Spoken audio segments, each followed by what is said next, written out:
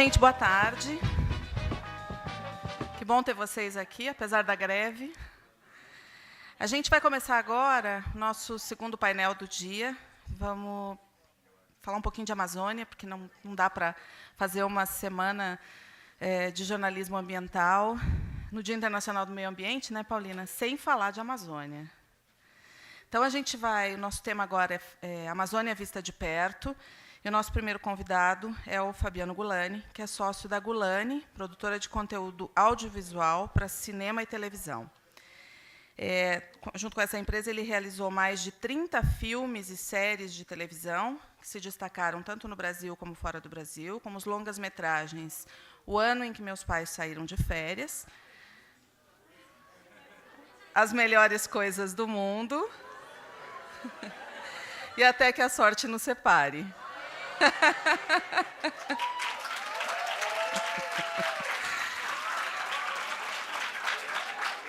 A gente sabia que vocês iam gostar. Além disso, as séries de TV Fora de Controle e Alice.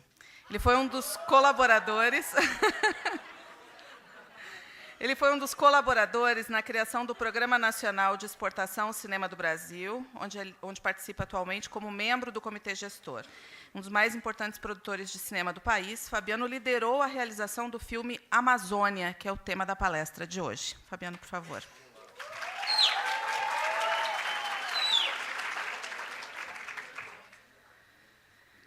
Imagina. A gente vai assistir o filme Amazônia junto com vocês. Oi, gente. Boa tarde. Boa tarde. É uma alegria estar aqui. Estou acabando de chegar de Belém e de Manaus, que eu fui apresentar o filme lá nesse começo de semana. E amanhã, acho que muitos de vocês vão assistir o filme com a gente, né? Então, hoje a gente vai fazer um preview aqui, contar um pouquinho de como foi fazer esse filme, o que motivou a gente a fazer esse filme. Bom, para a gente é uma honra estar aqui, ter sido convidado pelo Estadão para fazer parte dessa Semana do Meio Ambiente. É legal que o cinema esteja tendo esse espaço também para poder discutir a questão do meio ambiente. O cinema, ele historicamente foi tão importante, né, para a gente discutir questões importantes para a sociedade no mundo inteiro. Então, o assunto da vez, o assunto do momento é meio ambiente mesmo, é pensar no nosso futuro. Então, a gente ficou muito honrado de estar aqui, fazer um agradecimento especial pelo convite, um agradecimento também à Tetra Pak pela parceria no filme com a gente e aqui com o Estadão nessa Semana do Meio Ambiente. Então, para começar, eu queria mostrar para vocês duas pecinhas do filme. Eu vou mostrar um teaser que a gente preparou e está sendo exibido desde o finalzinho do ano passado, do começo desse ano, e depois vou mostrar o trailer. Aí a gente fala um pouquinho, e depois eu vou mostrar um pouquinho de making off, de como a gente filmou na Amazônia, e depois a gente conversa um pouquinho, tá bom? Então vamos começar com o teaser e com o trailer. Hã? Então eu mudei de ideia, vai ser só o trailer. Tá bom? Vamos ver o trailer primeiro, e depois a gente fala um pouquinho. Vai dar para apagar a luz? Meu nome é Castanha. Eu sou um macaco prego. Essa aí é a Rita. Ela que cuida de mim. Mas acho que a gente nunca mais vai se ver. É que o pai da Rita me vendeu para um circo.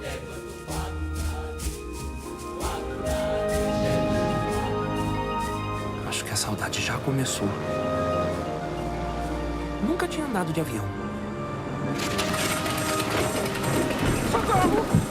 Segura!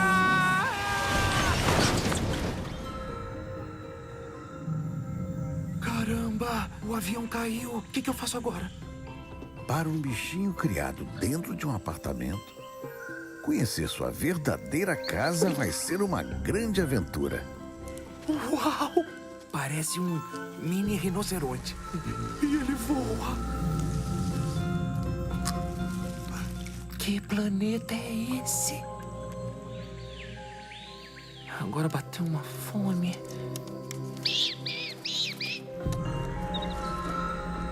Será que eles falam macaquês? E na Amazônia, descobrir seu lado selvagem é questão de sobrevivência.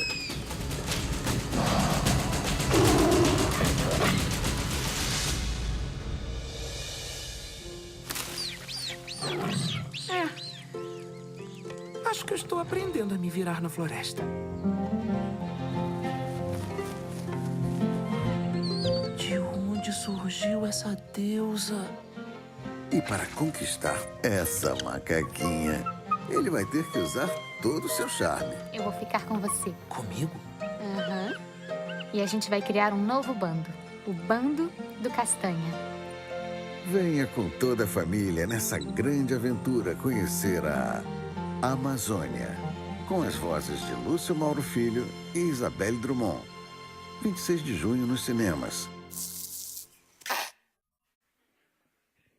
Esse é o nosso Castanha, gente.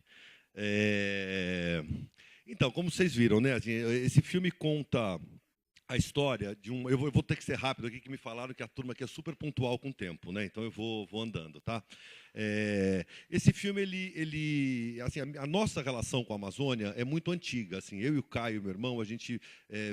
que somos sócios na Gulani, trabalhamos a vida inteira juntos, a gente, desde há 20 anos atrás, que a gente conheceu a Amazônia pela primeira vez. Fizemos uma grande viagem, subimos o Pico da Neblina, ficamos com os índios, descemos todos os rios ali. Foi uma experiência assim, que marcou a nossa vida, né? E aí, desde essa época, a gente tem um sonho de fazer um grande projeto sobre a Amazônia, algo que tivesse, de fato, a estatura que a Amazônia tinha para a gente, né, e tem para o mundo inteiro. E aí pensamos em documentários, pensamos em projetos para televisão e tal, e nada nunca bateu o sininho para a gente, assim, nada nunca chegou na nossa cabeça, falou, esse é o projeto que a gente vai fazer. Até que, em 2008, a gente, num desses festivais de cinema pelo mundo, aí, encontramos um amigo nosso, um produtor francês, e ele nos contou uma ideia. Falou, olha, pensei numa ideia aqui de fazer um filme onde a gente tivesse um macaquinho que fosse urbano, que fosse um macaquinho da cidade, um macaquinho de circo, e esse macaquinho ele é vendido para um outro circo e ele tem que ser transportado de avião do Rio de Janeiro, a cidade que ele mora, para uma cidade ao norte do Brasil. E nessa viagem, aí o macaquinho entra, embarca nesse avião. Nessa viagem, esse avião tem um problema técnico ali, o avião cai, morre todo mundo, só sobrevive o macaquinho. E esse macaquinho urbano tem que aprender a ser macaco na floresta. Então, ele tem que aprender a se defender, tem que aprender a buscar comida. É um pouco, assim, fazendo uma analogia aqui, um pouco como nós também, né? Um pouco como a nossa sensação de seres humanos totalmente deslocados num ambiente como a floresta amazônica. E aí a gente falou, pô, incrível essa ideia, realmente mostrar a Amazônia pelo ponto de vista de um animal que não é daquele lugar, que não é originalmente dali. Nos encantou aquilo. E aí, essa produtora francesa, eles são muito especializados em grandes filmes de natureza. Fizeram aquele Planeta Branco, Planeta Azul. São pessoas muito, muito importantes. O diretor desse filme trabalhou 12 anos como chefe de montagem da equipe do Jacques Cousteau. Então, é uma turma assim, muito, muito, muito dedicada à questão dos filmes de natureza, né? Grandes produções mundiais e tal. E a Gulani tem uma especialidade muito, assim, de muitos anos em ficção. A gente sempre trabalhou muito com ficção, com dramaturgia, com histórias, com contar histórias. Então, acho que essa junção de uma produtora francesa muito especializada em filmes de natureza com uma produtora brasileira muito especializada em contar histórias resultou no Amazônia. Então, a gente chamou roteiristas, profissionais do cinema, junto com profissionais da área de biologia, profissionais do meio ambiente e tal, para poder realmente fazer uma grande pesquisa e dar origem a esse projeto. Fizemos uma história de ficção. Não é um documentário, é uma ficção mesmo, como vocês puderam perceber pelo trailer. Só que ela só tem animais. A gente não tem no comecinho do filme ali, essa menininha que põe ele no avião, e depois toda a história é desenvolvida só com animais. O nosso protagonista é esse macaquinho prego, o Castanha, tem uma história de amor dele no filme, com uma outra macaquinha prega, a Gaia. Aí tem os antagonistas, né? O chefe do bando, o macho alfa do bando dos macacos ali, é o antagonista evidente do filme com ele. Tem a onça, tem o gavião real. Enfim, então a gente realmente faz um passeio pela Amazônia, mostra a Amazônia de uma maneira muito, muito linda, muito cinematográfica, pelo ponto de vista e pela historinha que esse macaco vai nos contando. A gente quando decidiu fazer um filme de ficção, quando decidimos fazer realmente uma história de dramaturgia com o filme, a gente esvaziou um pouco a necessidade, a nossa necessidade mesmo, de fazer um discurso mais agressivo. Quem vir o filme amanhã vai ver que tem uma mensagem muito importante ali sobre preservação, sobre o que o homem está fazendo com o planeta, né? Só que o filme ele não fica batendo nessa tecla. A gente foi bater numa outra tecla. A gente quis mostrar, a gente acha que a importância desse filme em relação ao meio ambiente, ela se dá pelo encantamento. Né? Todo mundo já ouviu falar de Amazônia, vou até fazer uma pergunta aqui. Todo mundo já ouviu falar de Amazônia, todo mundo conhece, sabe o que é Amazônia. Agora, levanta a mão quem já foi para a Amazônia. Está vendo? Ó, não temos... Que legal, que legal. Mas, assim, temos, sei lá, menos de 5%, de 3% das pessoas que estão aqui. E essa situação se repete no mundo inteiro. As pessoas sabem o que é. Dizem por aí, isso não sei se é comprovado, mas que a Amazônia é a terceira palavra mais conhecida no mundo. Acho que é Jesus Cristo, Coca-Cola e Amazônia. Sério. Não, até por isso que o Amazon chama Amazon, entendeu? Assim, porque é um ícone muito conhecido. Então, e o filme, como a gente percebia essa situação, a gente falou, como que a gente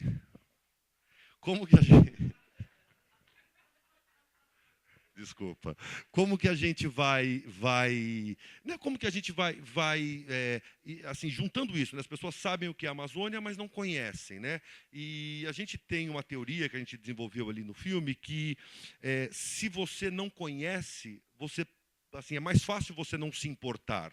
Né? Então, por que você vai se importar? Você vai tomar cuidado de algo que você não conhece, né? Então, o filme ele vem um pouco tentar mostrar a Amazônia, fazer com que a Amazônia seja conhecida pelo público aqui no Brasil e pelo público internacional. Esse filme ele foi filmado durante 3 anos. Eu vou mostrar um pouquinho de material aqui de making off. Ele teve a primeira exibição pública dele em 2013, que foi no Festival de Veneza. Depois a gente foi para o Festival de Toronto, depois para o Festival de Nova York. Finalmente abrimos o Festival do Rio, o ano passado aqui no Brasil. E não sei se vocês lembram aqui, o ano passado no Fantástico, entre outubro e novembro, teve durante 6 domingos, trechos do filme com a escolha do nome do macaquinho.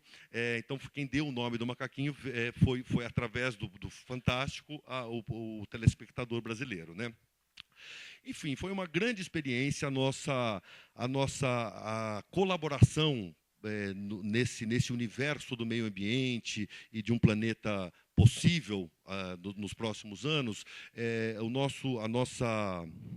O que a gente sente que foi a nossa colaboração foi exatamente mostrar a Amazônia em toda a sua grandeza, com toda a sua importância. A gente realmente, quando a gente assiste o filme, a gente fica um pouco encantado, né? Então, e isso tem acontecido um pouco com o público, né? Então, nesse espírito de se você não conhece, você não preserva, você não se importa, a gente quis fazer usar o filme como uma ferramenta para apresentar a Amazônia para o público aqui no Brasil e internacionalmente. O filme foi vendido para 65 países já. Então, além do Brasil, ele vai levar a Amazônia para todo o mundo. Já foi lançado em países importantes, como a Alemanha, como a França, como a Itália. Então, está fazendo uma carreira super legal. E assim, a gente realmente foi, sem dúvida, o filme mais difícil que a Gulani já fez, em termos de produção. Filmar na Amazônia, produzir no meio da floresta, é muito difícil, é muito complicado. E a gente também, assim, numa atitude responsável, como produtores, a gente, como tinha que lidar com animais, com deslocamento dentro da floresta, a gente filmou em diversos pontos na Amazônia, a gente foi pedir ajuda para os órgãos competentes. Então, o IBAMA é parceiro do filme, o Instituto Chico Mendes, o INPA, as faculdades de Belém e de Manaus, o Instituto de Primatologistas, veterinários. Assim, a gente teve realmente um suporte científico muito importante, e o que a gente pedia para essa turma nos façam trabalhar corretamente. Sabe, nos ajudem a fazer com que o filme não tenha nenhum tipo de impacto. A produção do filme, o cinema às vezes é meio desajeitado, né? Ele é grandão, é muita gente que anda, é muito equipamento e tal. Então, se a gente não estiver atento, às vezes na cidade isso interfere menos, né? Agora na floresta, em lugares intocados que a gente foi filmar, realmente se a gente entrasse com muita violência, podia realmente causar um impacto negativo ali. Para lidar com os animais, foi um trabalho, depois provavelmente isso vai pintar nas perguntas, mas para lidar com os animais foi um outro grande desafio. Então a gente foi pedir mesmo assessoria e supervisão dos órgãos responsáveis para que quem vira o filme amanhã vai perceber no crédito final, tem 2h30 de crédito final, aquelas letrinhas que ficam passando. E aí muitos logos e todo o crédito de agradecimentos científicos e tal, de todo mundo que ajudou a gente e ajudou a fazer com que esse filme fosse possível. Então é isso, a gente assim, espero que quem vira o filme se encante também. Assim, foi uma experiência realmente incrível, viver tanto tempo lá na floresta. Eu, pessoalmente, não fiquei tanto tempo assim, mas já conhecia a floresta de muito tempo. Acho que quem realmente...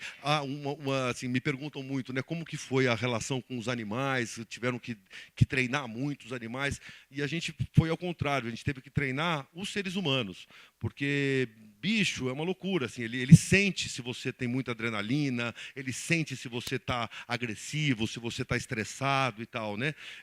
Então, a gente tinha, para manter o set de filmagem harmônico, para poder ter realmente esse trabalho em comunhão com os animais ali, a gente tinha que trabalhar os membros da equipe, mais do que trabalhar os animais.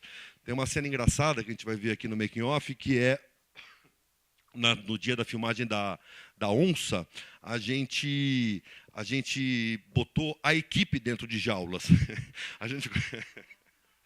A gente construiu um monte de jaulas com buraco para as câmeras, assim, e botou a equipe ali dentro.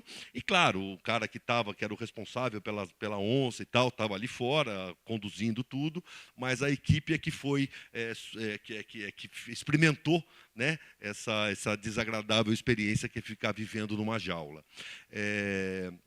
O filme, ontem a gente fez uma apresentação, terça-feira à noite a gente fez uma apresentação em Belém, e a gente recebeu muita gente da área ambiental, né? Os caras que nos ajudaram, exatamente essa turma que eu acabei de falar.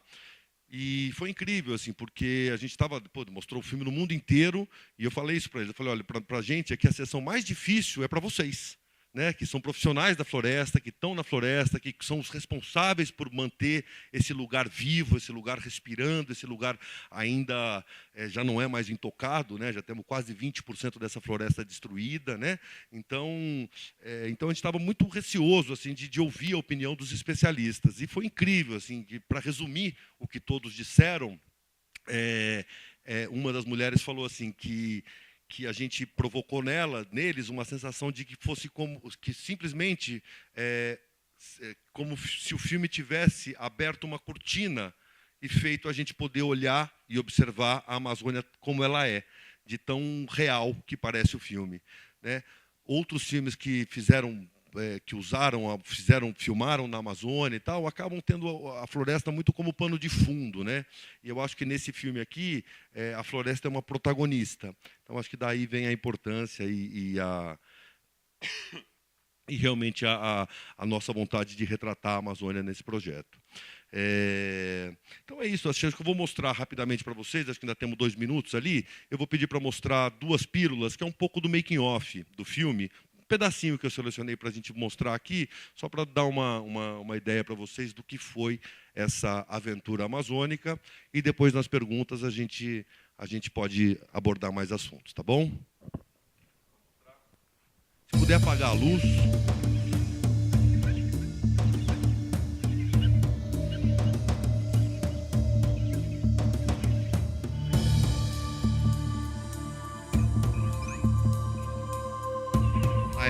3D.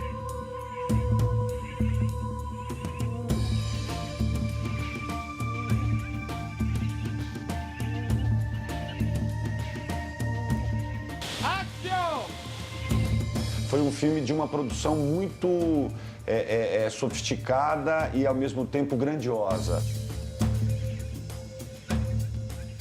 Foram mais de 45 toneladas de equipamento, uma equipe de mais de 100 pessoas. Isso fez com que nós tivéssemos que nos preparar muito para a realização da filmagem. E realmente para a Amazônia ficar incrível, a gente precisava ser muito esperto, assim, ser muito preciso na escolha dos lugares que a gente ia filmar na Amazônia. Abrimos um mapa durante 3, 4 reuniões e eu fui falando de tudo que eu conhecia da Amazônia, pontuando isso. Il y a une équipe extraordinaire et très motivée qui croit beaucoup au film. Adorada, entre outras mil, és do Brasil, ó pátria amada, dos filhos desse solo és mãe, gentil, pátria amada, Brasil. Eles cantam para dar o ritmo do traveling, assim, para o cara poder ir empurrando no tempo correto. Uma das coisas mais legais desse filme também foi ter vivenciado durante esses anos todos a interação entre profissionais do cinema do Brasil e profissionais do cinema da França. A dificuldade de uma coprodução é você juntar dois tipos de gente, entendeu? É a mesma dificuldade, é um casamento. Par la belle énergie et le bon esprit des Brésiliens, je pense qu'on a su et qu'on a pu faire face à toutes les difficultés qui se sont présentées à nous. Donc quelque chose de très très positif.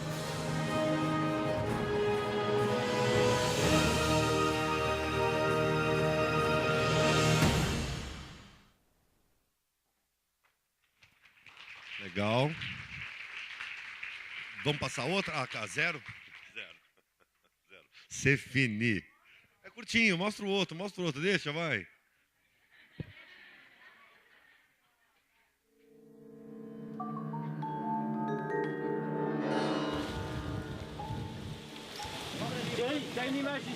Cada dia era uma aventura, né? A gente realmente...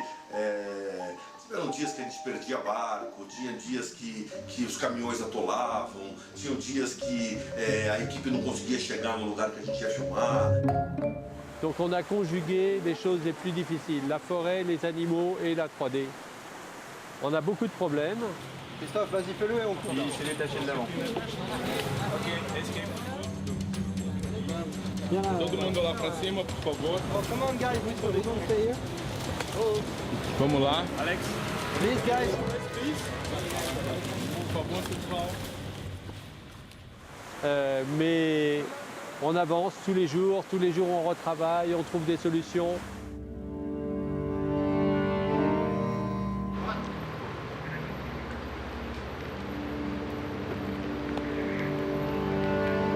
Olha lá.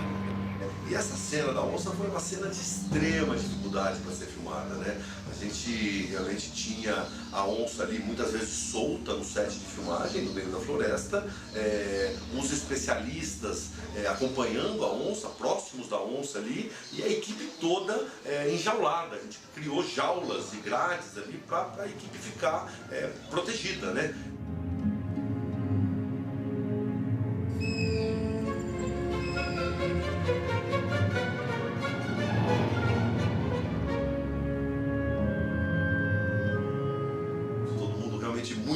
Muito cansado e ao mesmo tempo com uma sensação de realizei algo muito importante, realizei algo único.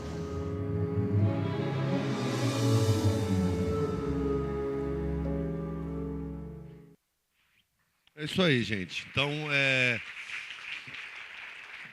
obrigado. E aí, só para concluir, a gente decidiu exatamente pelo 3D para ajudar nessa sensação da atmosfera da floresta, né? Então, a gente tem a história, tem os animais, tem esse cenário incrível, e eu acho que o 3D, a gente nos traz um pouco, quando a gente assiste em 3D, numa boa projeção, a gente realmente fica um pouco dentro da floresta, junto com o filme. Então, eu acho que vai ser uma experiência legal. Enfim, então é isso. Agradeço mais uma vez pelo espaço, agradeço pela atenção de vocês. E boa sorte para todo mundo. E aí o filme estreia dia 26 de junho, tá? Então, se puderem ajudar a gente na divulgação aí, bota a boca no mundo. Obrigado, gente. Valeu.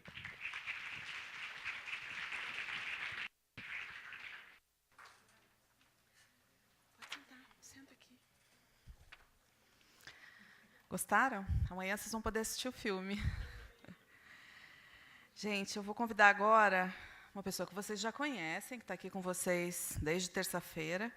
Paulina Chamorro, é jornalista especializada em meio ambiente e cidadania, é editora e apresentadora na Rádio Estadão, onde ela é coordenadora do projeto Pintou Limpeza, que foi criado em 2000 pelo Grupo Estado, com a proposta de oferecer à sociedade informações sobre questões ambientais e também dando dicas sobre reciclagem e alertando sobre problemas causados pelo descarte incorreto de lixo.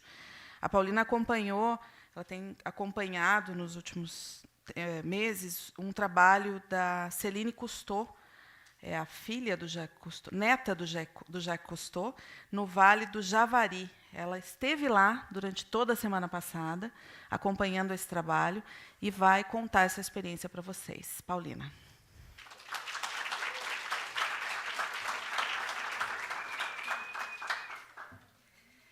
Bom, pessoal, esse é meu lado obscuro, que vocês não conheciam ainda. Eu queria, antes de começar a contar especificamente como cheguei até a neta do Jacques Cousteau, contar uma coisa que foi pouco falada ainda nesses dias pelos profissionais, a importância do produtor, do trabalho de produtor. Eu fui, por muito tempo, produtora em rádio e, depois, com o tempo, consegui conciliar com a reportagem.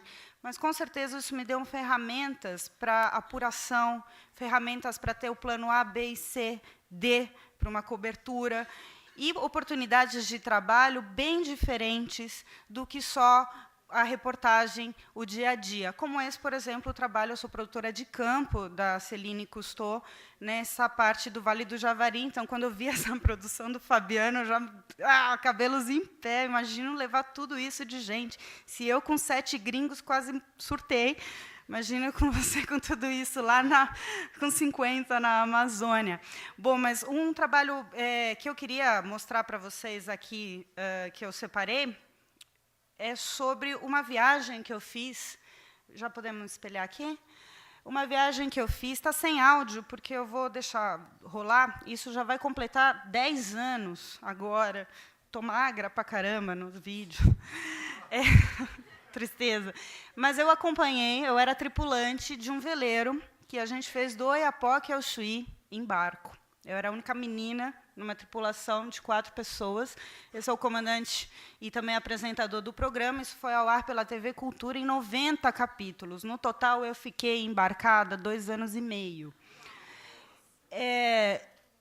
Sendo produtora, não, lógico que eu voltava, editava o programa, mandava para a Cultura, voltava, pegava o barco onde tinha parado, continuávamos navegando. Então, nisso, eu aprendi a ser marinheira, Jaque, que quando fala Jaque, você está aí, faz isso, é uma função muito importante num barco, a Jaque.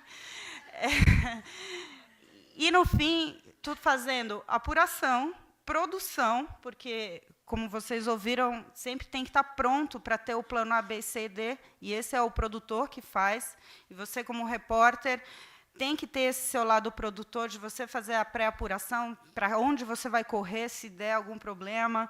Então, sempre tem que ter os locais para te ajudar. Quem são seus parceiros locais para você poder realizar uma reportagem? E, nesse caso, em 90 capítulos, do Oiapoque ao Chuí, vocês imaginam quanta ajuda eu tive no quesito produção, até para conseguir um helicóptero, desencalhar o barco.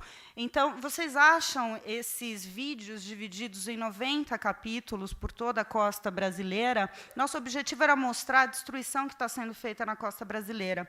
E a gente só tem a visão do litoral para o mar, né? Mas poucas vezes a gente tem a oportunidade de ver do mar para dentro. O que está sendo feito? Você tem todo o Nordeste, por exemplo, tomado por prédios enormes. Então, de longe, parece que você está chegando num paredão cinza, quando, na verdade, tudo era uma biodiversidade maravilhosa, de dunas, por exemplo, que foi jogada, e essa função também ambiental que todo o sistema costeiro tem, que está sendo jogado no lixo. Então, vocês encontram esses vídeos no site marsemfim.com.br, divididos por capítulos, né, pelas regiões. Esse aí é uma chegada que a gente fez, essa é depois de Mostardas, depois da Lagoa do Peixe, bem no sul, já quase chegando no Chuí. Esse é o último capítulo da série. Então, o nosso objetivo era mostrar justamente isso, como eu falei para vocês. Bom, depois eu trabalhei, voltei para a rádio, e aí sendo produtora, editora e apresentadora de programas ambientais, tanto na Rádio Eldorado, que é uma rádio voltada para a música, portanto, a questão do encantamento, tudo isso que o Fabiano colocou, de como é importante você mostrar de maneiras diferentes para as pessoas também se encantarem como uma forma de educação ambiental. E aí eu fui fazendo essa minha carreira entre produção e jornalista, até que, por essa minha experiência com oceanos, né, que é um quesito que a gente vai ver muito amanhã também, mas existem poucos jornalistas e cientistas também que falem especificamente sobre oceanos. Hoje, pela questão das mudanças climáticas, a gente tem conhecido a função ambiental e de equilíbrio climático que os oceanos têm, mas a gente conhece menos dos oceanos do que a Lua, né, do que Marte, do que todo o espaço. A gente sabe muito menos das funções dos oceanos. Então, por isso que eu queria colocar também esse espaço para falar de oceanos, que vocês vão ver com a Dani Chiaretti também, que é uma fera, amanhã, e o Amir Klink, né, também, que vem amanhã fechar a nossa semana de jornalismo ambiental. Então, com isso, acabaram me procurando, falando, a Céline Cousteau está aqui no Brasil, a gente vai fazer uma exposição sobre oceanos e queria te apresentar. Cheguei lá, foi uma tremenda honra, né, porque acho que o Jacques Cousteau é um símbolo da conservação e de tudo, da gente começar a ver de uma maneira diferente, não só os oceanos, mas o ambiente, né, como isso interfere no nosso dia a dia. Ele foi um dos pioneiros, além de ter criado os equipamentos maravilhosos para a gente ver debaixo d'água, né.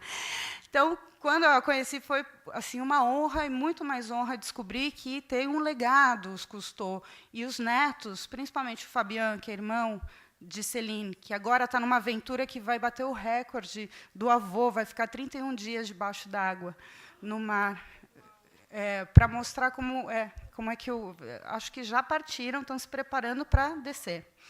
O Fabian Cousteau, vocês podem procurar pelo Twitter, eles estão abastecendo direto com informações desses o desafio 31 dias, chama. E a Céline, por sua vez, ela tem uma ONG que chama Cow-Centric, que é justamente para dar luz a temas locais, mas que podem ser globais. E, com isso, quando a gente se conheceu, descobriu que tinha o mesmo pensamento, até que ela me convidou para ser produtora dela aqui no Brasil sobre o Vale do Javari, que existe um problema, que ela tomou conhecimento numa das milhões de viagens que ela fez. Então, eu vou mostrar agora o teaser do documentário /projeto Tribes on the Edge, Tribos no Limite, e aí depois eu continuo contando dessa história. Vamos soltar?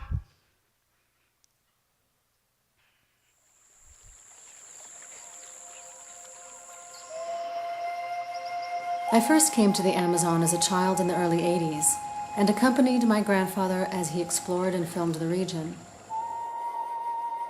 The vast rainforest here remains the largest on Earth, but exponentially increasing human enterprise, deforestation, and sprawl leaves the Amazon's future uncertain. In 2007, I returned on another expedition to attend a meeting of the indigenous tribes of an area called the Vale do Javari, deep in the middle of the Amazon. The experience went far beyond what I expected.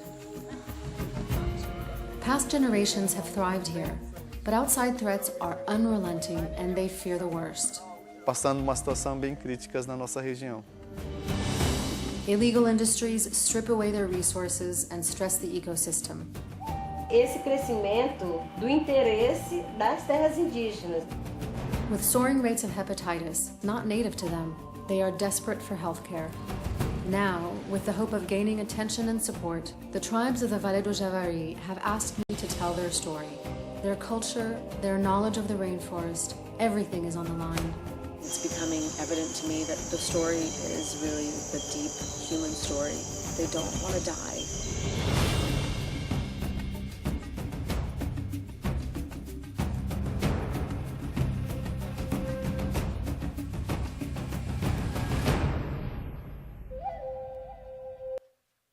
Bom, essa é uma missão, agora que eu já assumi também como minha.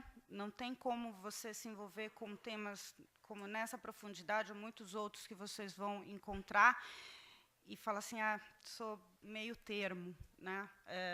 Aqui você tem um caso claro de omissão. Há pelo menos 10 anos existe essa crise de malária e hepatite em todo o Vale do Javari. Só para contextualizar, o Vale do Javari é considerada a segunda maior terra indígena do Brasil, depois do Xingu, e é onde estão, considerados pela Unesco, organismos internacionais saíram estudos o ano passado na Nature e na Science, que consideram uma das 10 áreas insubstituíveis do planeta. É considerado o buraco negro da Amazônia, porque é muito difícil chegar lá, ainda está muito intocado, e existem pelo menos 25 povos isolados ainda. É o maior índice no mundo disso, ou seja, povos isolados são povos que já tiveram num passado, mas muito distante, alguma proximidade com o mundo moderno, mas optaram por continuarem isolados na sua forma de vida.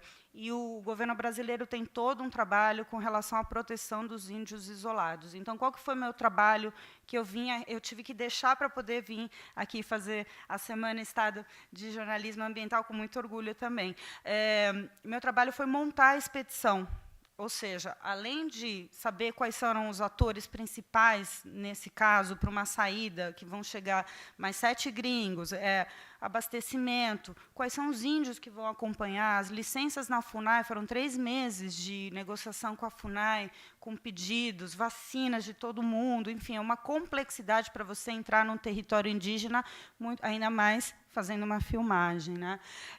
A montagem de toda a parte do barco foi essencial, porque eles estão lá, eu vou tentar achar aqui no mapinha, mas eles estão lá, enquanto eu estou aqui, eles estão descendo o Rio Branco, filmando justamente o caso da saúde indígena no país.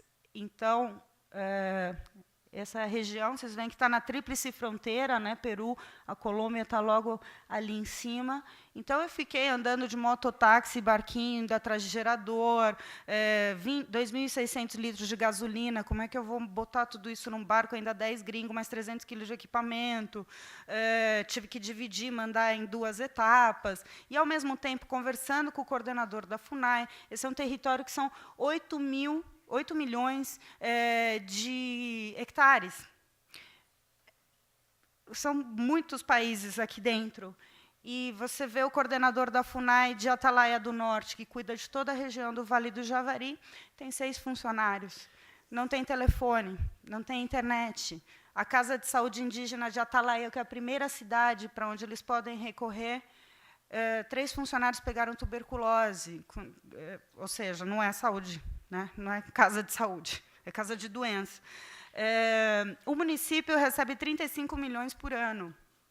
Você contando que a maior parte do seu território é território indígena, que tem 5 mil indígenas aqui, que não tem nenhum tipo de assistência, é complicado. Então, a gente fez um trabalho de entrevistas no final do ano passado com o governo brasileiro para procurar uma forma não de cobrar, ou seja, de saber qual que era, afinal, há 10 anos isso é sabido, dessa crise que está tendo, e isso é claramente por conta de invasão em território indígena. Você tem ali, principalmente no lado do Peru, muito próximo, o Iassuní, que é um grande parque, que é alvo hoje de...